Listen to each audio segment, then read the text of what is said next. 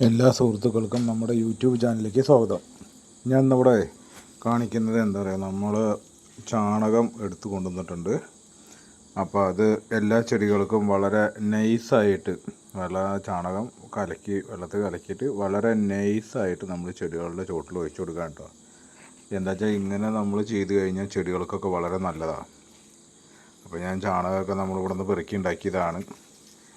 അപ്പോൾ ചാണകം നമ്മൾ അതിൽ തൊട്ടിയിലാക്കിയിട്ട് വളരെ നേരിയ തോതിൽ പറഞ്ഞാൽ ഒരുപാട് കട്ടി വേണ്ട, കുറച്ച് നൈസായിട്ട്. അപ്പോൾ എന്നാലാണ് വെള്ളം അടിയിലേക്ക്, ചാണകത്തിൻ്റെ വെള്ളം കലക്കിയിട്ടുള്ളത് അടിയിലേക്ക് ഇറങ്ങിപ്പോവുള്ളൂ.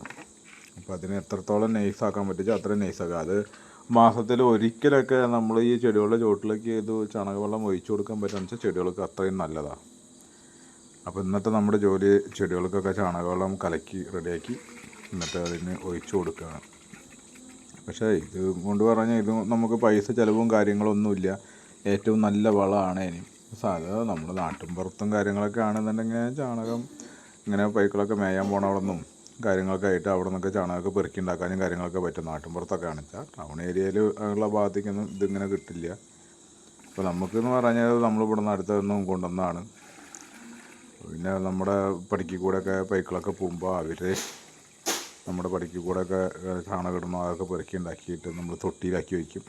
എന്നിട്ടാണ് നമ്മളിത് കലക്കി റെഡിയാക്കി കൊണ്ടുവരിക. കലക്ക് പറഞ്ഞാൽ നല്ല കണ്ടോ. അപ്പോൾ ഞാൻ ഇപ്പോൾ ഈ കലക്കി ഇറക്കണുണ്ടോ, ഇത് വളരെ നൈസിലാണ് കലക്കി ഇറക്കുന്നത്.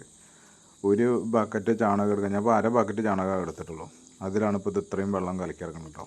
ഒരു ബക്കറ്റ് ചാണകമൊക്കെ എടുക്കുകയാണെന്നുണ്ടെങ്കിൽ ഒരുപാട് കലക്കാൻ പറ്റും. വളരെ നൈസ് കണ്ട. അതായത് നമ്മൾ ചാണകം അതിൽ ചെടികളുടെ ചുവട്ടിൽ ഒഴിച്ചു കഴിഞ്ഞാൽ, ചാണകവെള്ളം ഒഴിച്ചു കഴിഞ്ഞാൽ അത് നേരെ വെള്ളം ഒഴിച്ചതിൻ്റെ തന്നെ ഇത് ഊറിപ്പോകണം.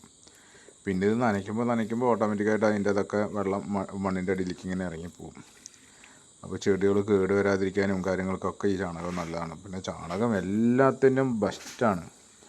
നമ്മളിപ്പോൾ പുറത്തുനിന്ന് ഇപ്പോൾ അങ്ങനെ ഉള്ള സാധനങ്ങളൊക്കെ വളം കാര്യങ്ങളൊക്കെ വാങ്ങണം, അതിനെക്കാട്ടിയും അത് ഗുണമില്ല എന്നല്ല പറയുന്നത്, പക്ഷേ അതിനെക്കാട്ടിയും ഒന്നും കൂടി ഉത്തമമാണ് ചാണകം എന്ന് മാത്രം.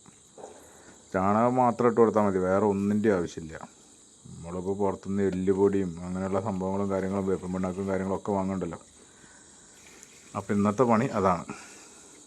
അപ്പോൾ നമ്മുടെ വീഡിയോ ഇഷ്ടപ്പെട്ട എല്ലാവരും ലൈക്ക് ചെയ്യുക, കമൻറ്റ് ചെയ്യുക, ബെല്ലൈക്കൻ ഞെക്കുക. അപ്പോൾ നമ്മുടെ അടുത്ത വീഡിയോയിൽ കാണാം. Okay, bye.